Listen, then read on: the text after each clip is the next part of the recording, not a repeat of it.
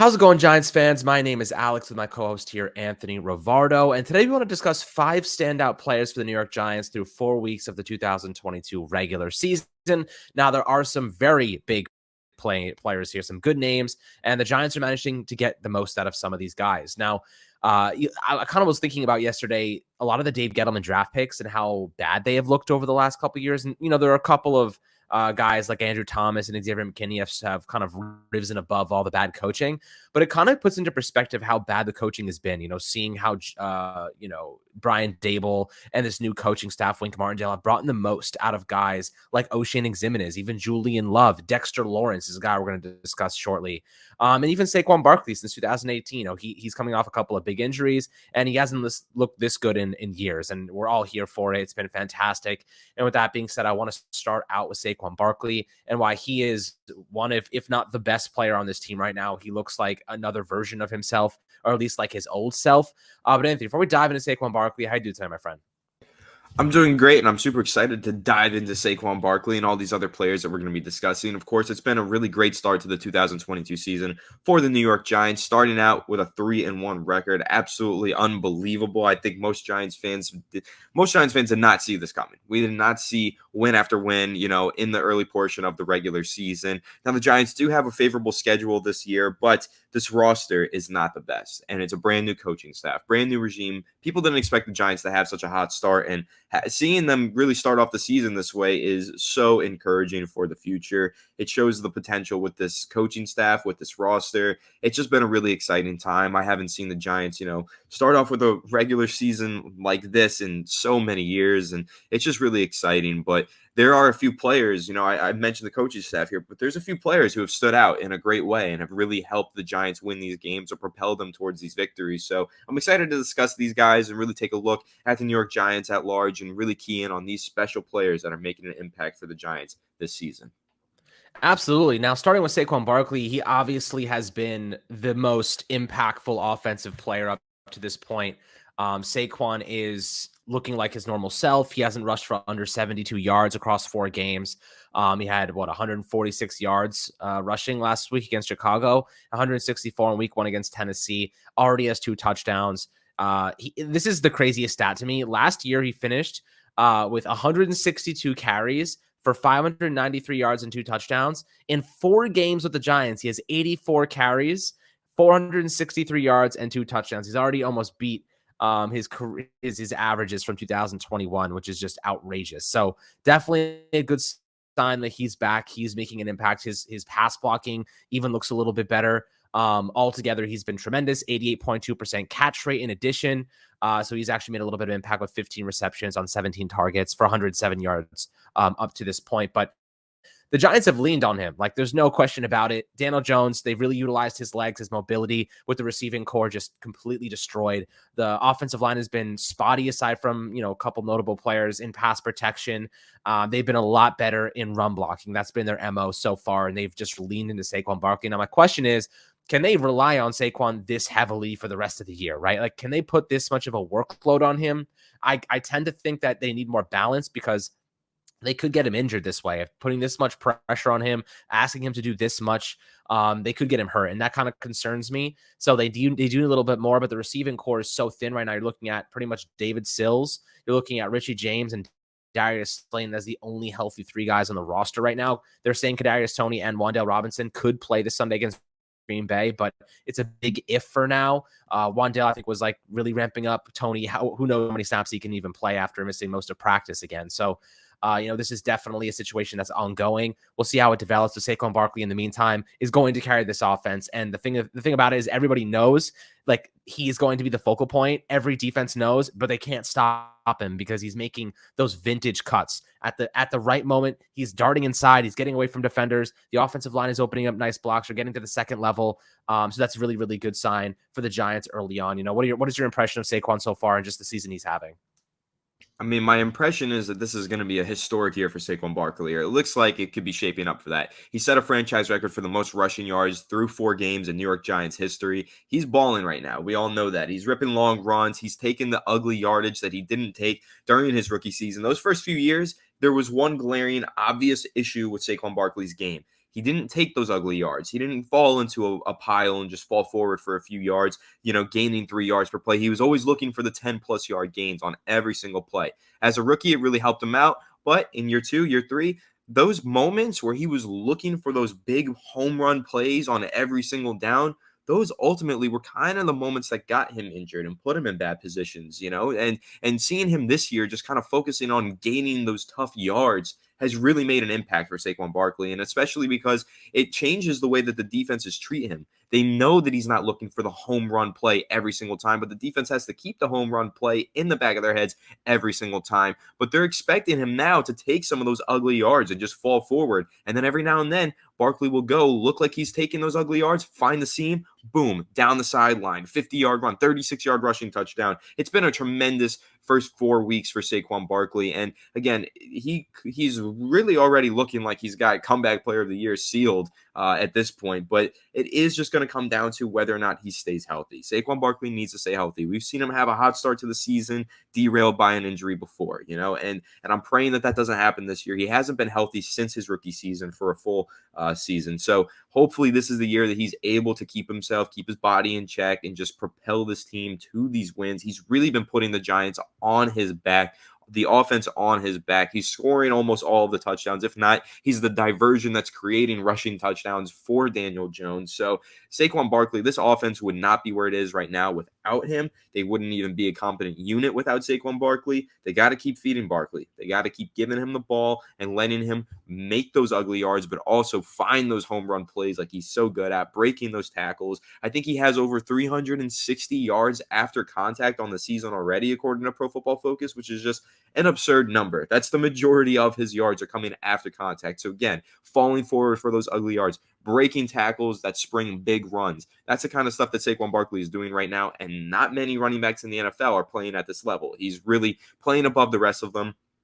I have him in fantasy. He's the number 1 fantasy running back right now, so I'm really happy about that as well. But of course, I'm more happy for the fact that he is bringing the New York Giants 2 wins. He is winning games for the Giants, and that's super exciting. It's not very frequently in the modern day NFL that you see a running back have this kind of impact on a team, but Barkley's having that impact. I'm praying that he continues to sustain this level of success for the course of the regular season, and if he does, watch out. The New York Giants could be a special team. Yeah, and now apparently Richie James is questionable for this week. So, God, what is happening in the wide receiver room? Like, are there all of their ankles made of like glass? I don't understand. I've never seen this many injuries before. I mean, I honestly, I miss Colin Johnson. I know he had a season-ending injury before in preseason, but like he looked really good. He probably could have been an impact player, at least more so than Kenny Galladay was. But moving on to the more positive note, the next player I want to discuss is Dexter Lawrence. Dexter Lawrence has had what most would say a first-round caliber season, right? He was drafted first round, 17th overall back in 2019. Had a couple of his rookie season was solid. 2 seasons after that, definitely were spotty. I think they picked up his 5th-year option already, so he's locked in for the 2023 campaign as well.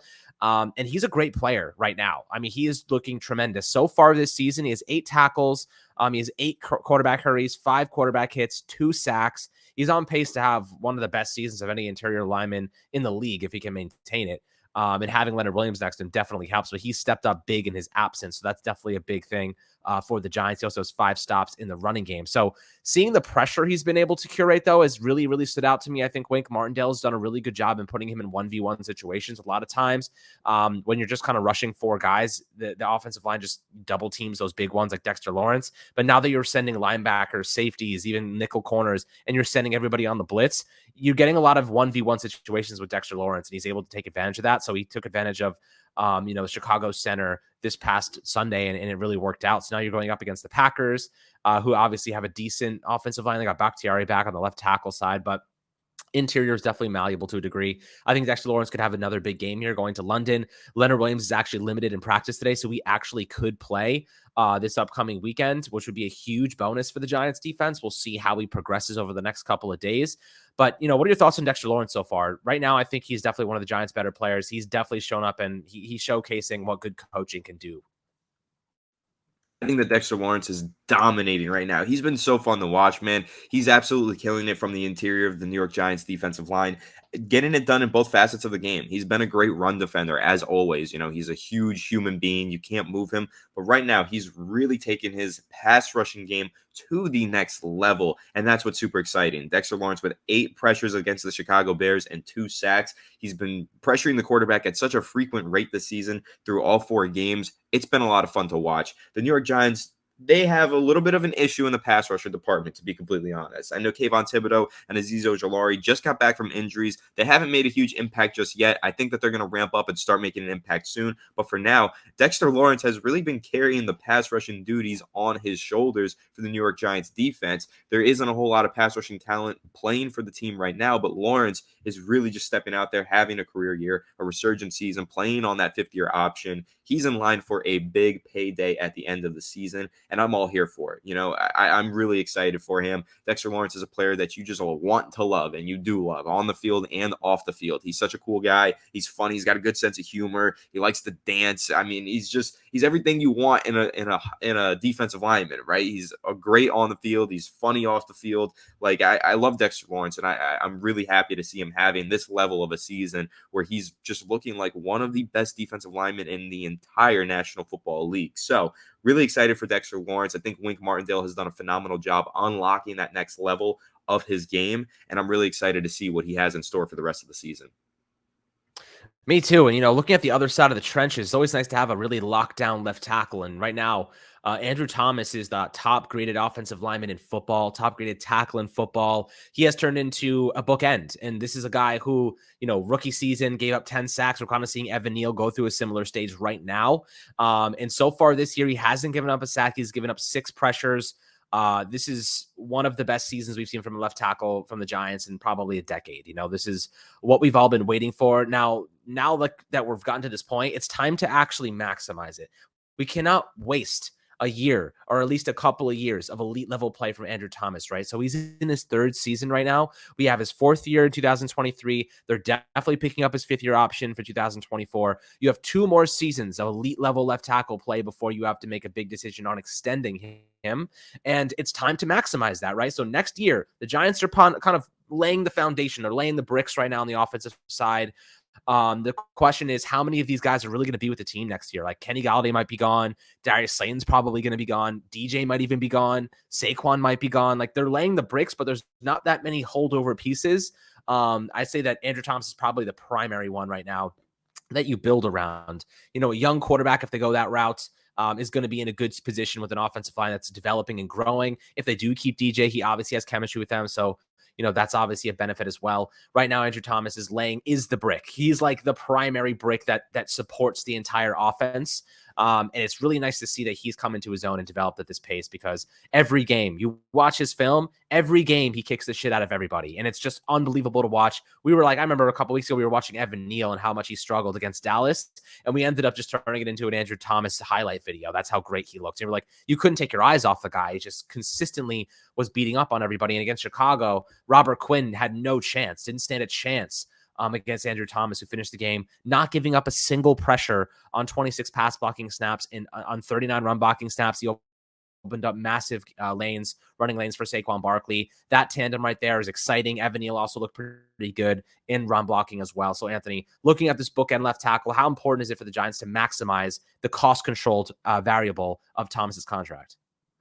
Maximizing the cost controlled, variable of it is super important, because Andrew Thomas is not going to be on that rookie contract forever. So you do want to take advantage of it while he's on it right now, because the level that he's playing at, he is also in for a huge payday when his contract is up. I mean, Andrew Thomas is going to get paid handsomely. He might even, if he continues at this trajectory, this is his 3rd season. He's playing like the best offensive tackle in the NFL through 4 weeks. He maintains that level of play through the rest of the season. Then he goes into next season and does that again. You're talking about making him the highest paid offensive tackle in the NFL and probably in NFL history. So the New York Giants need to enjoy this level of cap hit for Andrew Thomas while they have it, because it's not going to last forever. But that means that they got to get smart about their spending elsewhere. You want to keep this homegrown talent. You got to lock in Andrew Thomas for lifetime, right? For the rest of his NFL career, he needs to be wearing big blue. So the Giants have to make sure that they are careful with their spending and they have enough money set aside for the future where they could say, Andrew Thomas, you're a Giant for life. Once a Giant, always a Giant, of course, but we want him playing here forever. We don't want him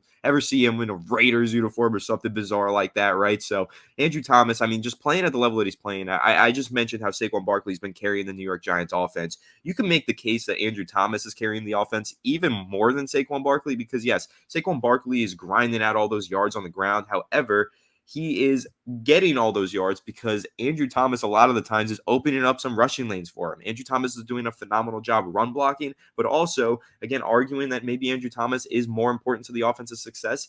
Think about how bad the offensive line would be playing without Andrew Thomas in the lineup, how much pressure Daniel Jones would be facing if Andrew Thomas wasn't protecting his blind side. I mean, Daniel Jones is under pressure nearly every single snap sometimes. He's been pressured on, I think, 45% of his snaps this season. Now, let's just imagine if Andrew Thomas didn't have the blind side. That number is probably like 65% of the time, and you're probably talking about Daniel Jones having been hit a million times already through 4 weeks, but Andrew Thomas has locked down that left side like no other New York Giants offensive tackle has in years, bro. Like, when was the last time that the Giants had a left tackle with this type of level of performance? I mean, you can maybe say Will Beatty had a couple good years many eons ago, but it wasn't like this. This is the best offensive line performance that I remember from a New York Giants tackle in quite some time. So this is a really exciting moment for the New York Giants just to have that bookend on the left side. Give Evan Neal some time. I think that he'll develop and become a similar caliber bookend on the right side. And then you're talking about building a bright future in front of whoever the future New York Giants quarterback is, whether that be Daniel Jones or someone else. There's going to be a very bright future ahead for the New York Giants offensive line, and it's going to be spearheaded by a really, really special talent in Andrew Thomas.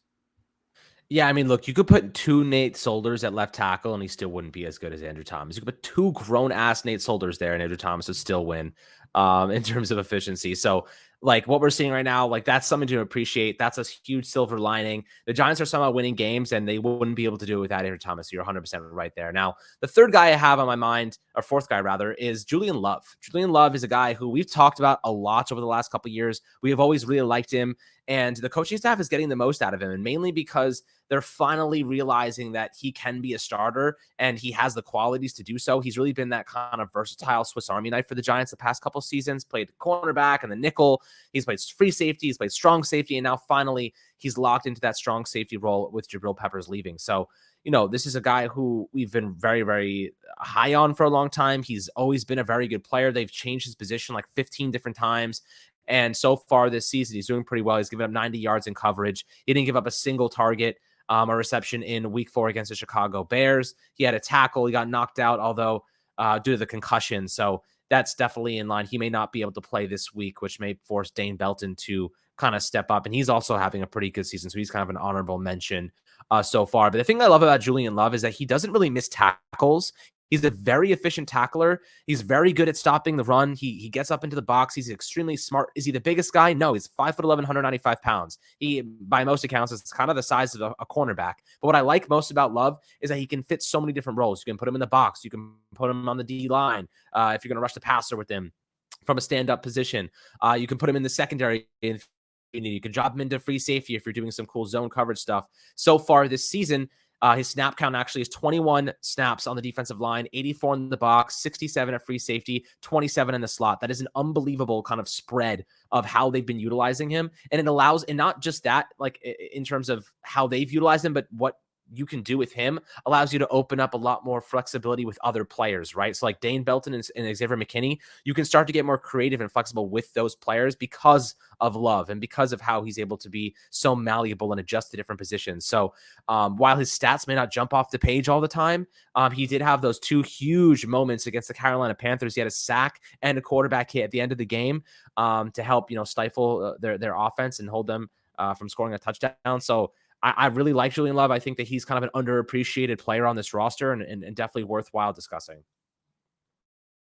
Absolutely worth discussing. I think that Julian Love has been a great player for the New York Giants defense. I think the versatility that he has here is tremendous. I mean, as you mentioned, he plays every single position in the secondary, but really stepping into that starting role, he's done a lot for the Giants defense, I think. I think Julian Love has done so much just being that back end safety who's also getting into the box. I think this is where the value really comes into play with Julian Love is the fact that he can play all those positions. But this year, the Giants are forced to utilize that ability from Julian Love. In years past, it was let's utilize that because that's how you maximize his skill set. That's how you make him make an impact on the defense. But this year, with the way that the Giants linebacking core is situated, they've been forced to utilize Julian Love in the box at a much more frequent rate. He has to guard tight ends. He has to guard running backs because the Giants don't have any linebackers with that capability. So Julian Love has been making an impact in many facets of the game. I remember a couple plays last week where he got into the box and made a tackle through a B gap. And I was like, wow, he looked like a linebacker on that play. And that's just the tremendous ability from a safety. As you just mentioned, he's not the biggest guy in the world. He's not the strongest guy in the world, but he just has a knack for getting near the football, making those tackles, getting himself involved in nearly every single play.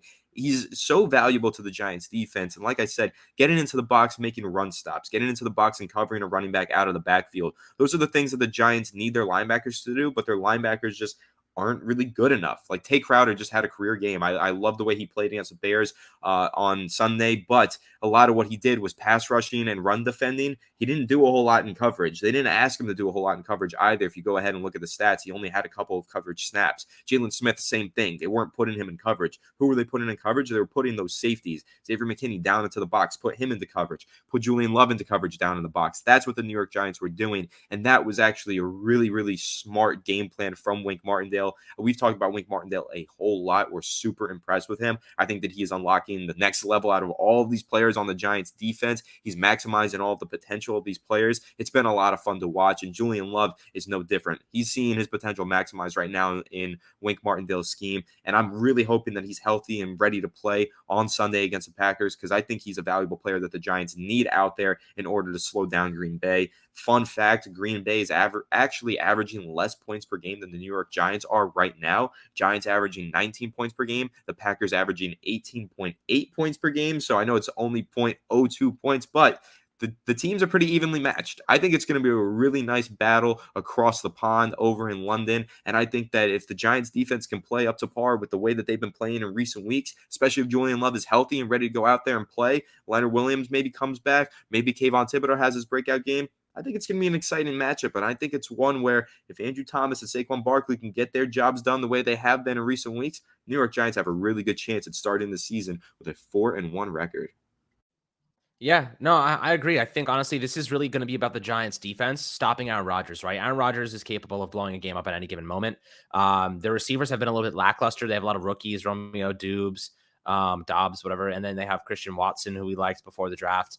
They have some pretty decent talent, but they're just raw and they're young. They have Alan Lazard. This is not a team, and Randall Cobb, I believe they have again. So the running games really where the Giants are going to have to stop them, right? You're talking about Aaron Jones, AJ Dillon. These are pretty solid players that the Giants, can stop. They have the capacity to do so, but it comes down to the pass rush. These receivers aren't getting open as much as Devontae Adams was last year. So you really, if you get the pass rush home, you force Aaron Rodgers to make some mistakes or just take a couple sacks and force them to rely on the run, make them a one-dimensional offense. And I think the Giants do have the capabilities to stop this team and emerge with a win in London. But the fourth, or rather the fifth, a final standout player that I have on the list. Anthony may have a different one, but I have Xavier McKinney. His numbers haven't necessarily jumped off the page, but he's been a very good tackler up to this point. He's only missed one tackle over 4 games. In coverage, he's been solid, 67 yards allowed, 2 pass breakups.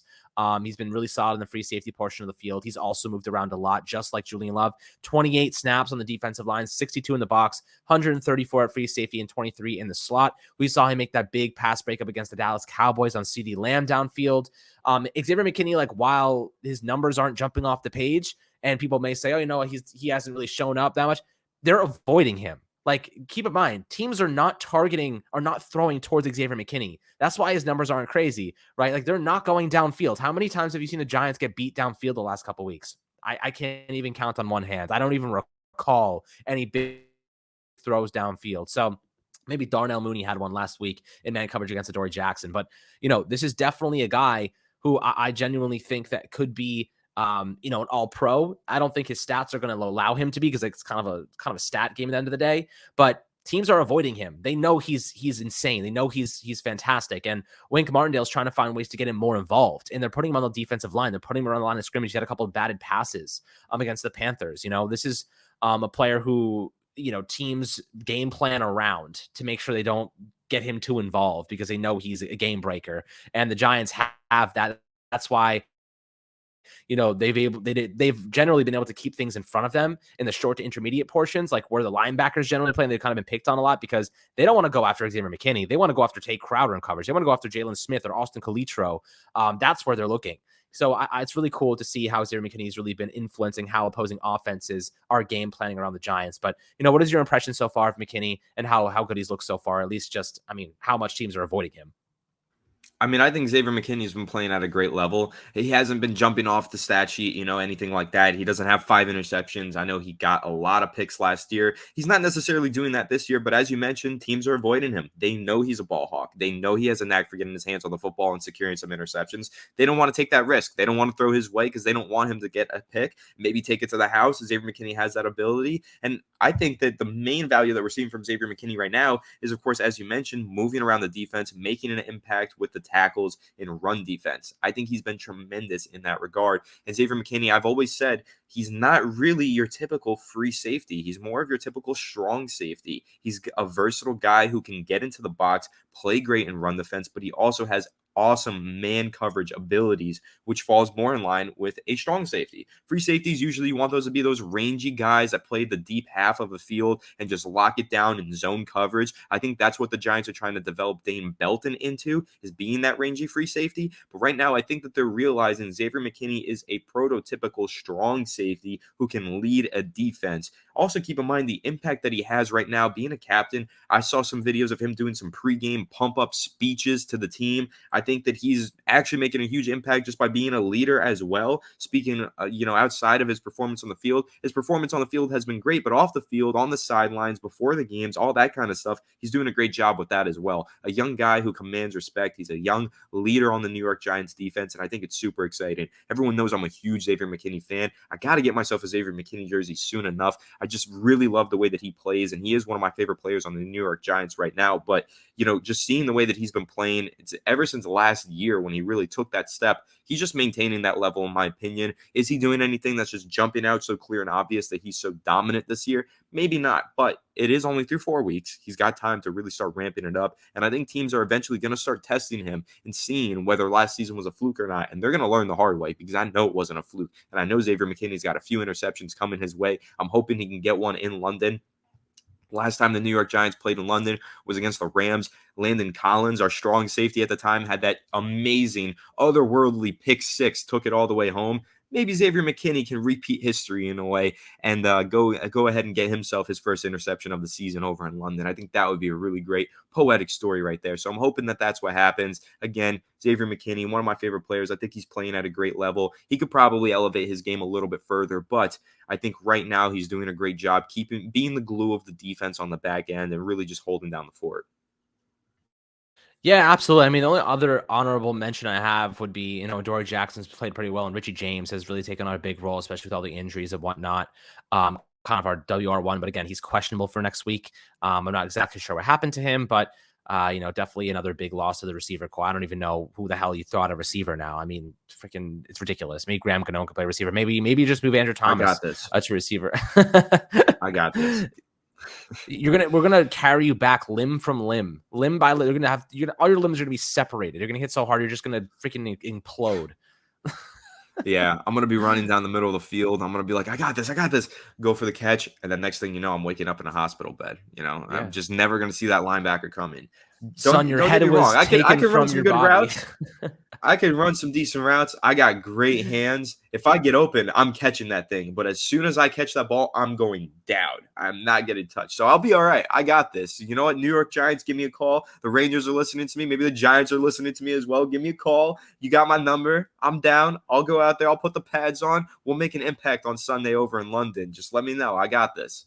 The Italian Stallion was they're gonna see how I don't want to have to wake up Monday morning and see in the paper man decapitated during football game. It's gonna be like not via trebuchet, or not via, what do they call those things? Guillotine. That come down, not via guillotine, just via, I don't know who the hell the Green Bay strong safety is, but I don't want to see an Italian head rolling around in Wembley, unfortunately. Not Well, a hey, bad maybe place. they can use my Italian head as a soccer ball, As a soccer ball? next game over at Wembley. Maybe we'll see Good Harry God. Kane smash my head through the post.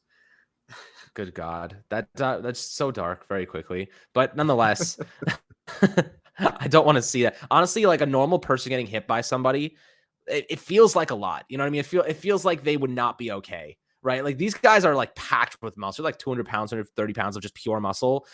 And they're getting hit and they're not even okay, right? Like imagine like a normal, like 150-pound human being getting hit by just basically a muscle just running at them, just a muscle. I got this, bro. I'm built different. I can handle it. I'm not saying you won't survive, but you may lose a brain cells in the process. You're just going to be a scrambled egg by the time you're done with it. Let me go from my Anthony Rivardo arc to my Antonio Brown arc. Once the CTE hits, I'm about to be crazy on this podcast. Good God. That guy is out of his mind, by the way, Antonio Brown. What he's been saying recently. That perfect hit. Well, yeah, honestly, you're not wrong. It really shook his entire brain up. My God. But honestly, do you see the post he actually had recently about he posted him and Tom Brady's wife together on Instagram? No, that is such a low blow. You didn't see that? He posted him and Giselle on his Instagram. And I just kind of feel like that was a low blow. You know, that was reckless. For. Like Tom Brady's down, man. He invited him into his home too when he was with. Tom Brady gave him a place to stay. Yeah, he got him on the Bucks. He gave him a home, like another chance, and now he's posting him and just. I mean, if I was Tom, I'd be pissed. I don't even know like what's going on, but I heard that him and Giselle have divorce lawyers now. I saw that on social media. Who knows if that's true? Yeah, it is. Well, took us down kind of a dark path here, but guys, hope you enjoy this episode. Talking about a couple of the Giants' standout players through 4 weeks. Hopefully, they can make a big impact in Week 5 in London against the Green Bay Packers. Always happy to hear your thoughts and opinions and perspectives down below in the YouTube comments. As always, make sure to like and subscribe. Have a fantastic rest of your day, and we'll catch you guys on the next Fireside Giants episode.